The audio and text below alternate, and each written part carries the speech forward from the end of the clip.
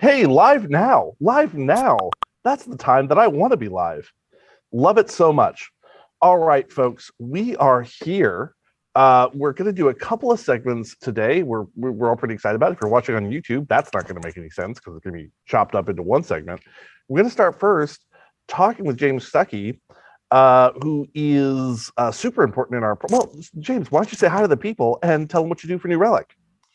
Hello, I'm James Stuckey. I'm the Director of Product Management for the New Relic Telemetry Data Platform. So responsible for the ingest, storage, and query of all the amazing data that you send us to help monitor and troubleshoot your systems.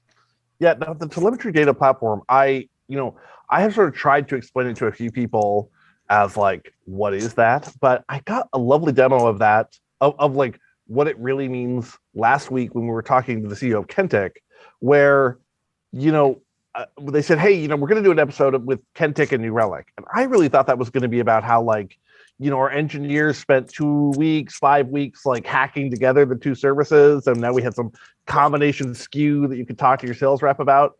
But it's like, no, Avi just saw a presentation on the TDP and then said, oh, well, I bet we can send it Kentic data.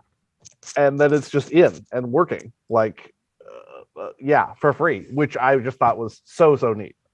So yeah, telemetry data platform is a cool thing. Yeah, it's amazing. We have a lot of great APIs that make it really easy to get data in from any source, and so that's just a great example of someone where someone said, "Hey, I can send my data to New Relic and get even more value out of it."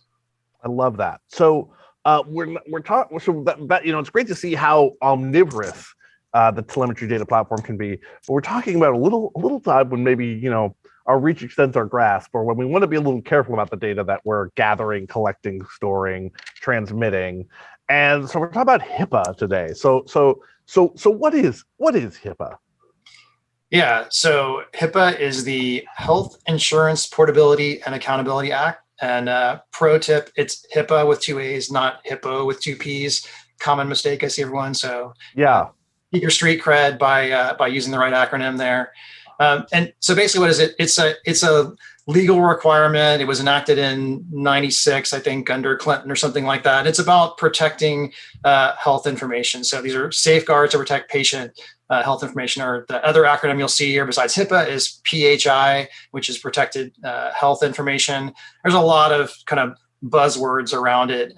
So like, what is PHI? What are you actually protecting?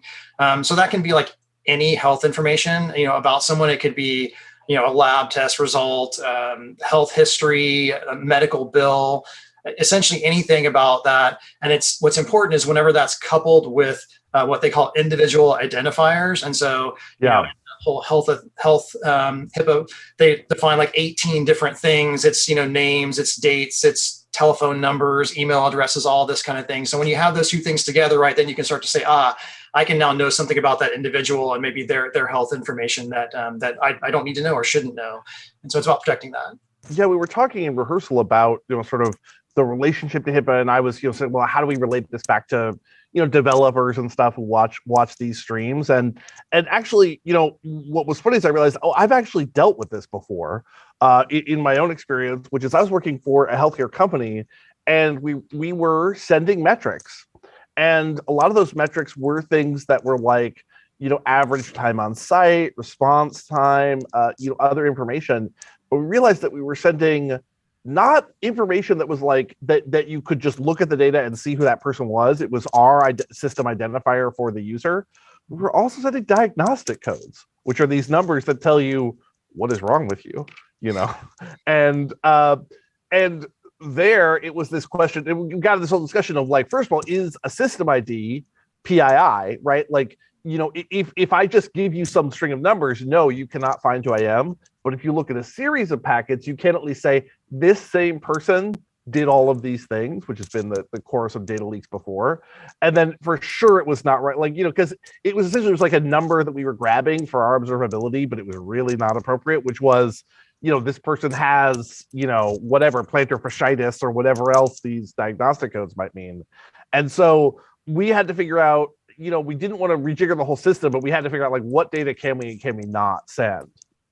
Yeah, exactly. And that's what, what New Relic now having a HIPAA compliant solution for you is really all about, is not having to worry about some of those things. We've had, of course, customers that are, in these sort of health fields, and, they've done things like taken great care to make sure that, maybe they're only monitoring systems that don't have any of that PHI or don't touch that information. And so they don't have to worry about it being sent.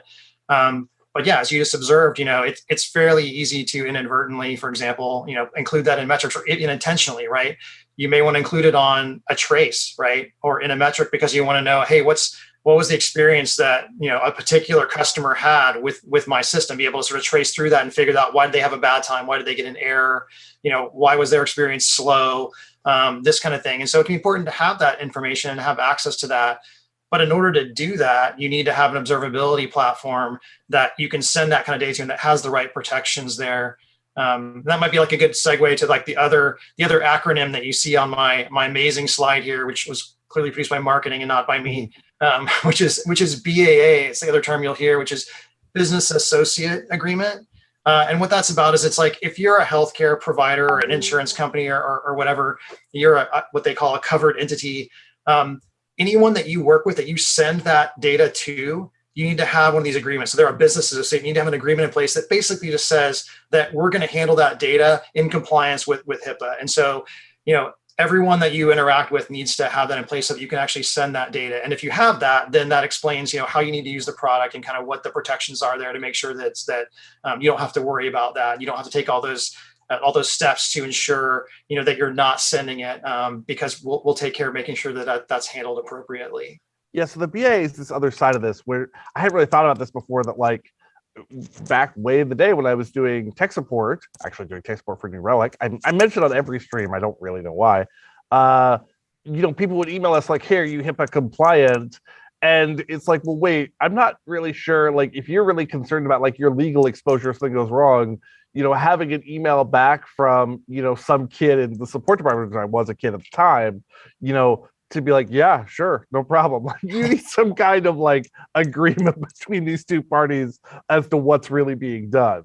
Yeah, it actually requires, having one of these agreements in place. And so now we're able to sign those agreements when working with these people in the healthcare industry. So that's super exciting. And I think, as you mentioned too, like another, interesting thing there is that, what we've seen kind of was, we were looking at like, what do we want to do to really help support, these types of customers and these markets is, we saw that, some solutions, they don't actually cover all of like the different places that data can come from, whether it be infrastructure or, or from a browser application or a mobile application. And also it might not cover all the different types of data that you might send. So in general, most of them cover logs, right? Because, log data, it's free-form text. It's pretty easy to include something in there that has PHI with identifiable information, right? But as you pointed out earlier, right, it's not that hard to have it also be in your metric data. It'd be pretty easy to imagine it in your trace data, right, and in event data. And so we want to make sure that our platform was able to cover all of those different telemetry types and all the different sources for it. And so we think that's super exciting, super compelling, and really will allow you to leverage the entire platform to create great experiences for your customers. Yeah, if you're watching this and you're thinking, oh, I need to filter my log data, you certainly do, right? Your log data is going to have tons of stuff, especially because it'll often have stuff connected in time, making it easy to like correlate those connections. But some ones I want everyone to think about are, if you're sending kind of every ID under the sun, what are the chances that some of those IDs has health information or PII? I think that's often very high. And then another one is, what if you're sending something like URLs and paths? That's one I've seen so many times where, maybe you'll even have a username in that path, or just the path will have a ton of information about what the user is doing, right? So, if I'm looking at kidney/resources/ well, I'm not trying to make up maladies and trigger anybody else's medical OCD. Thank you very much. But for whatever you're doing, you're looking for personal information. Very often URLs could be one of the parameters that you send, the stack trace or something else, and those can get very, very revealing very, very quickly. So that's what I've seen. And then also just the issue of just grabbing sort of numbers or whatever's like stack variables you see. So reporting errors and saying, hey, I report up a stack trace, and that has just, the whole shooting match of just everything that you might want to send up. So yeah, I've been there personally, and it's one thing to have it be your own internal code where you end up with a big stack of bugs once you get audited of like, hey, you have to go fix this in 100 places. But looking at it with an outside provider, that can be even worse because it's not code that you're maintaining. So you need to have some kind of agreement like this to really get compliant. Yeah, and it can be even things as innocuous as just in our microservices, we're all write a service name, right? Yeah, a service that handles one particular type of malady or whatever, right? And then now I'm running a query that's saying like, hey, give me like the email addresses that like contacted that particular service, right? That can be information that could tie things together. So it's really interesting, and it can be tricky to make sure that you're doing all the right things. Yeah, and most of the leaks that we see or the losses of information, they are not someone just going buck wild, right? Like sending whatever or doing this on purpose. It is very much like, oh yeah, see if you put this and this together, you get information that you don't want to have. Yeah, exactly. Did you have a second slide first? I know we had maybe a little more stuff we wanted to talk about. Yeah, so I think we kind of touched on some of it, right? Just that this whole notion of that it's important to be able to have your observability data from all different sources, right? Whether it's that infrastructure, those applications, those mobile apps, and have it for all different types, right? And also regardless of whether that data is running in cloud providers, right? It could be telemetry that you're getting from Amazon or Google or Azure or whatever, that we'll be able to handle that data as well as your on-prem services that you're operating. So yeah, that's just kind of a little bit about thinking about that sort of like big picture for like observability and kind of what you need in terms of data from all these different sources. And also just a little bit to talk about this is really important in healthcare, right?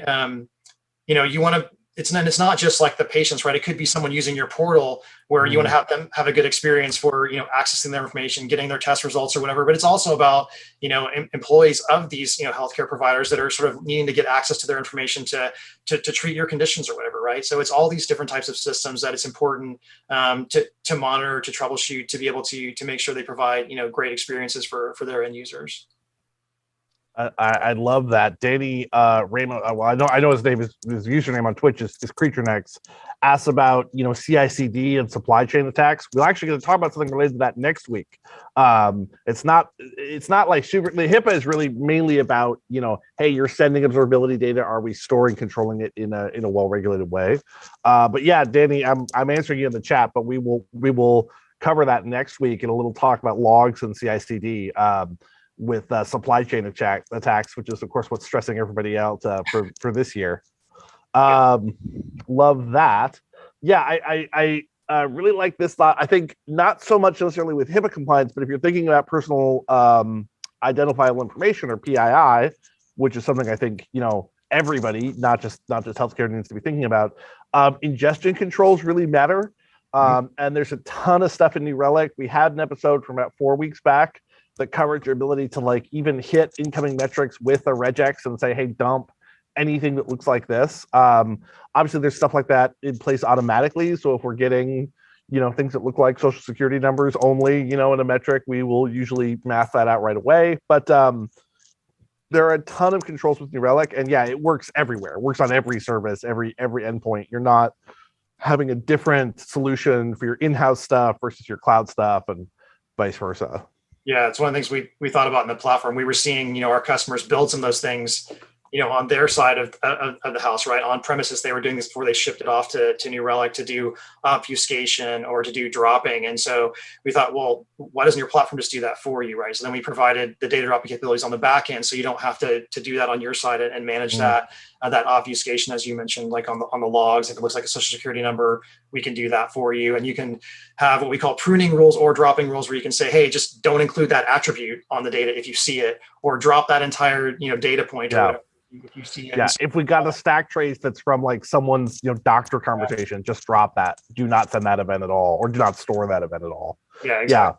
Yeah, it's pretty powerful stuff, especially, and that I think that's, while a lot of this is frankly, this is for if you are an enterprise and you work in healthcare, right? Like if you have a startup where you're trying to let people rent a dog, this is probably not something you need to be too concerned about. I guess maybe allergies, you're probably fine. But looking a little bit into this and looking at the way that we control data, coming in, data ingestion, I think is really powerful for everybody who, once you have real users, right, it's worth thinking about. Yep. That's great. I love all this. James, do you have other stuff you wanted to cover while you're on the air? No, I think we pretty much hit on all the high points there. Appreciate it. Hopefully, people took away a few things about what HIPAA is, what PHI is, what to be thinking about if you're a developer, what to be worried about. Obviously, if you work for one of these companies, you've gone through training or whatever. But if you're maybe looking at going into a job with someone that does that, the kind of things that you're going to need to be concerned with, and about how New Relic can help you with that by providing this HIPAA compliant platform that you can use and still get all that great observability that you need to do your job, as an engineer and to build great experiences. Yeah, I would say if you're at a startup, if you're working with health information and you're kind of curious about it, curious about your compliance level, I've seen some great conversations happen with our account people and the solutions architects. So yeah, do get in touch if you want to talk about it and see how well you're covered. I think it's a worthwhile conversation. All right, well, thank you so much, James. Did you have like a SoundCloud album coming out or other social media you want to plug while you're here? I don't. I wish that I did. If I know that, I would have quickly recorded something and got it out there. Anytime someone says like, "Oh, I'm not on Twitter. I'm not on all these like social media things," I feel like the committed alcoholic hearing someone who's like, "No, I don't do that." It's like, good. I'm so glad you're free. You're free of the demon. That's right. That's right. All right. Well, thanks. I'm going to take another sip of. We've got melon pomelo, which is just grapefruit. I mean, come on, we don't need to dress it up. LaCroix, and we're going to be right back, and we'll come right back talking about some more fun stuff. Thank you for joining us, everybody, on the Nerd Log. Great. Thanks, everyone.